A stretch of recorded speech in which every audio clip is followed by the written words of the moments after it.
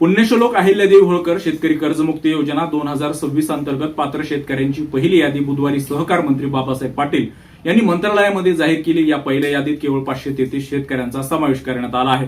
यामध्ये कोणत्या जिल्ह्याचा समावेश आहे आणि कोणत्या शेतकऱ्यांना याचा लाभ मिळणार आहे सविस्तर जाणून घेऊया त्या व्हिडिओच्या माध्यमातून। प्राप्तिकर भरणाऱ्या शेतकऱ्याची यादी प्राप्तिकर विभागाकडून मागवली असून ती अद्याप प्राप्त झालेली नाही। त्यामुळे जिल्हा मध्यवर्ती सहकारी बँकांकडून कर्ज घेतलेल्या 533 पात्र शेतकऱ्यांची यादी जाहीर करण्यात आली।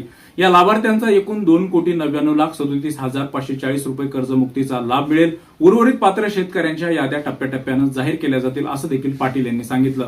शेतकऱ्यांना करावे लागणार आधार प्रमाणीकरण। यादीत नाव आल्यानंतर शेतकऱ्यांना आपले सेवा केंद्रावरती जाऊन आधार प्रमाणीकरण करावे लागणार आहे।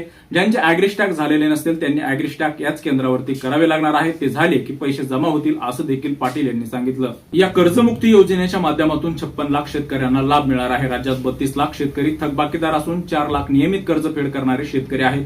एकूण 56 लाख शेतकऱ्यांना कर्जमाफीचा लाभ मिळेल। 2,90,000 शेतकऱ्यांचे 2 लाखापेक्षा जास्त कर्ज आहे। त्यांना 31 मार्च 2027 पर्यंत कर्ज भरण्याची मुदत दिलेली आहे। कर्जमाफीची पहिली यादी जाहीर करण्यात आली असून जिल्ह्यांनी पहिली यादी आपण जाणून घेण्याचा प्रयत्न करणार आहोत। ठाण्यामधील 182 शेतकरी, लातूरमधील 133 शेतकरी, पुणे जिल्ह्यातील 85 शेतकरी, अमरावतीमधील 58 शेतकरी, साताऱ्यामधील 38 शेतकरी, सोलापूरमधील 21, नागपूरमधील 16 या जिल्ह्यातील 533 शेतकऱ्यांना या समावेश करण्यात आलेला आहे। या पहिल्या यादीमध्ये या शेतकऱ्यांना लाभ मिळालेला आहे।